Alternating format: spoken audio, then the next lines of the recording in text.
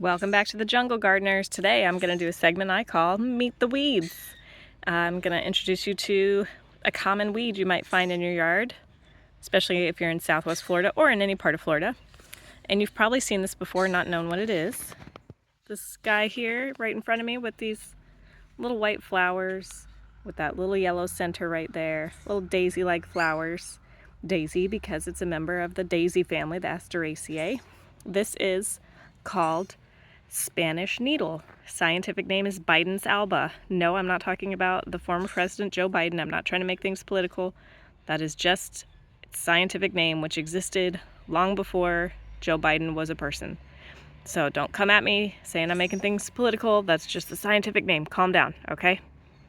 All right, so this plant, it was called native to Florida, and then they being the botanists, the researchers, started saying, actually, maybe it's not native to Florida, but I think they're still calling it native, but they're not sure. Anyway, you're going to see it in Florida.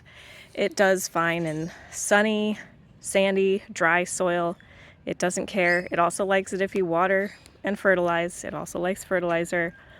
This plant is edible, not necessarily tasty, but you can eat the leaves and the flowers. You can eat them raw or cooked, so you can add these little flowers to a salad. But I will warn you, if you do that, the flowers tend to be full of thrips, which are tiny little insects. So if you do add them to your salad, you're also probably going to be eating some thrips in your salad, which is fine, you know, extra protein, do what you got to do.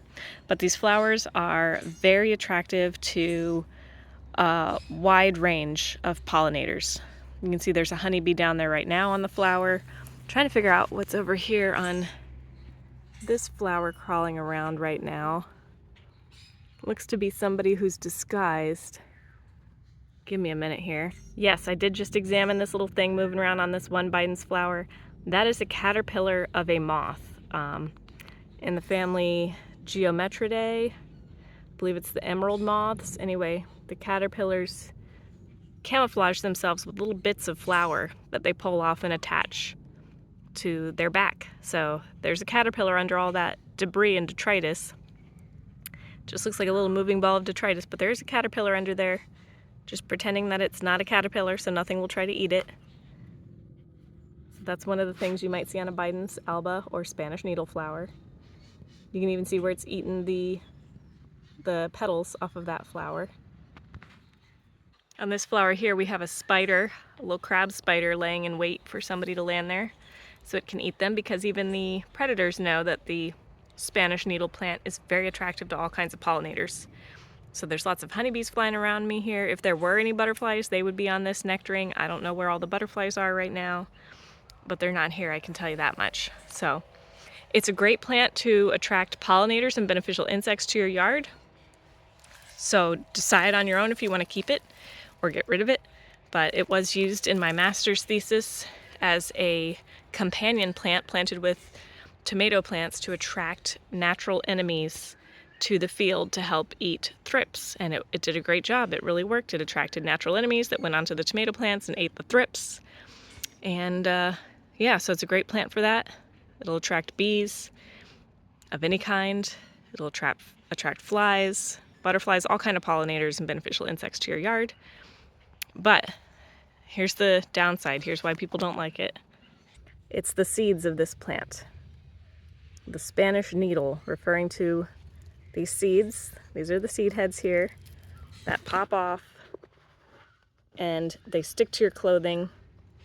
They are very stabby. See those little barbs on the tip there that stick to your clothing or your pets in the yard, and you'll come in from being out in your yard and you'll just be covered in these. And you'll spend hours pulling them off your clothes and they'll get on everything. So that's where the drawback is with these guys. That's why you might not want to keep them around.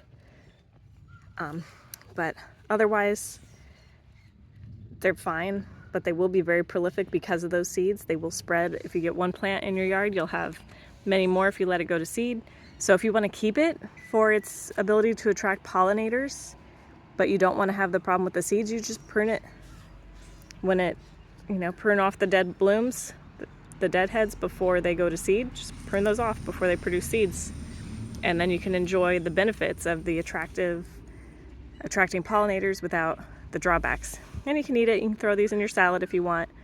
I like to pull the plants and put them in the compost, or you can also make a weed tea out of it. So if you're familiar with people who make comfrey tea as a fertilizer for their gardens, a liquid fertilizer by fermenting the comfrey in water, you can do the same thing with this plant, with the Spanish needle. Just pull up the whole plant, roots and all, and fill a bucket full of pulled weeds and soak them in water for a few weeks, and preferably rainwater, and then you can use that as a liquid fertilizer. I've done it in the past. So this is Spanish needle. You can decide whether to love it or hate it, or to respect it and appreciate it, but again, watch out for those seeds. Eat it if you want, your choice, but it will attract pollinators and beneficial insects to your yard. And here's one that's still pretty small, just to show you. It's not that hard to pull up, and just you can soak this whole thing. Anyway, that's the Spanish needle plant. Thanks for watching this episode of Meet the Weeds. Happy gardening.